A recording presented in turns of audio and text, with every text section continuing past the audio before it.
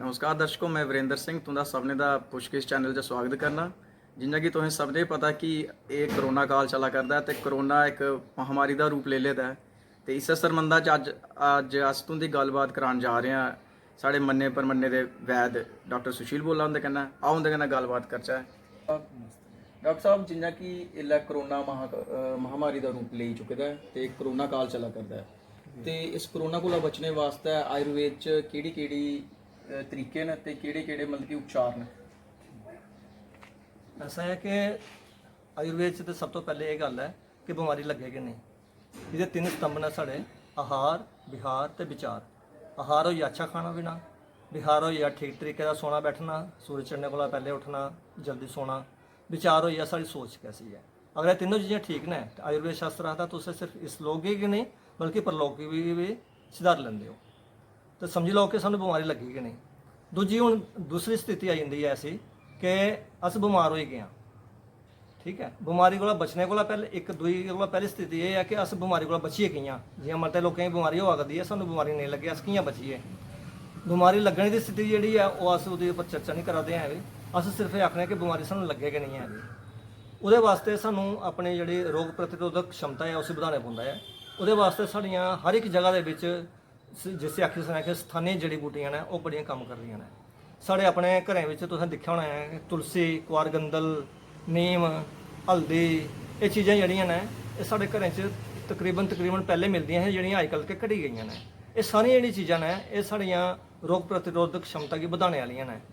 तो तुलसी का सेवन जियां करने अस, अदरक का सेवन करने या कुआरगंदल का सेवन करने, हल्दी का सेवन करने, ये जिहड़ी करोना महामारी है ये ज़्यादा जड़ा है साढ़े शरीर का हिस्सा किहड़ा हुंदा है वह गले के आस पास की जगह है, जिहदे थोड़ी कफ जमी जाती है, जी अगर थले चली जाती तो साढ़ा जिहड़ा साह वाला सिस्टम है वह थोड़ा गड़बड़ करी जाता है।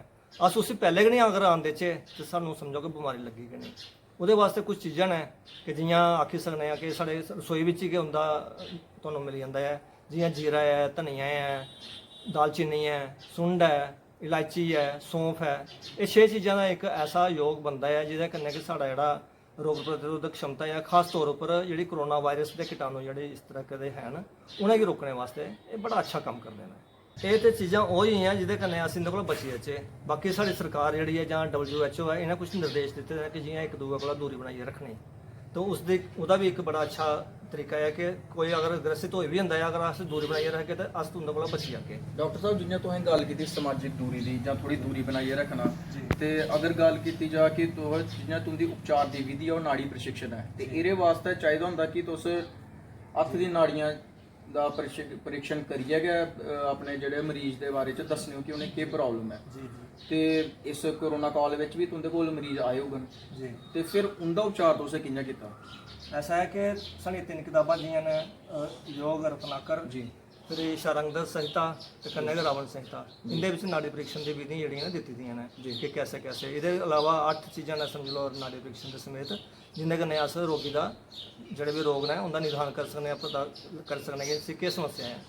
इहदे कोला अलग एक चीज़ मैं बड़ियां क्हानियां पढ़दा रेहा हैं, कुछ ऐसे किस्से ने प्रचलित कि कुसै दी जेह्ड़ी नवज जेह्ड़ी चेक उ'नें आखेआ कि असें हत्थ नहीं लगांदे ने, असें दूरी रखनी है, पर्दा रखना है।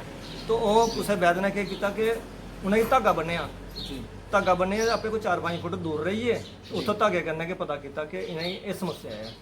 और मैं इस क्हानी का गै आधार लेइयै अपने कोई 1.5 महीना समझी लो कि कोरोना काल दे विच क्या ऐसा संभव था ਜਾਂ संभव है जी, तो मैं ਇਹਦੇ परीक्षण किए जी और मिगी कोई 1.5 महीने बाद ਇਹਦਾ सकारात्मक मिली गया कि जो मैं अगले की पहले हत्थ कन्नै चेक करता हा नाड़ी और मैं धागे कन्नै चेक जेह्ड़ा करी बैठा है। समझी लो कि ਉਹਦਾ अगर 100% नहीं आखी सकदा लेकिन 80-90% ਦੇ ਵਿੱਚ जी चीज़ां ਜਿਹੜੀਆਂ सारियां ਜਿਹੜੀਆਂ ਉਹ प्राप्त कर लीतियां जी। सो डॉक्टर साहब तुंदा बड़ा सारा धन्यवाद, तुसें अपना कीमती समय कड्ढिया ते साढ़े दर्शकें गी बड़ी गै मतलब जरूरी जानकारी दित्ती करोना वायरस के उपर। ते अस आशा करने कि अग्गें भी अगर सानूं करे तुंदी जरूरत पौग ते तुस इ'यां गै साढ़े वास्ते समय कड्ढगे। बिल्कुल जी। तो दर्शकों, ये डॉक्टर सुशील बोला।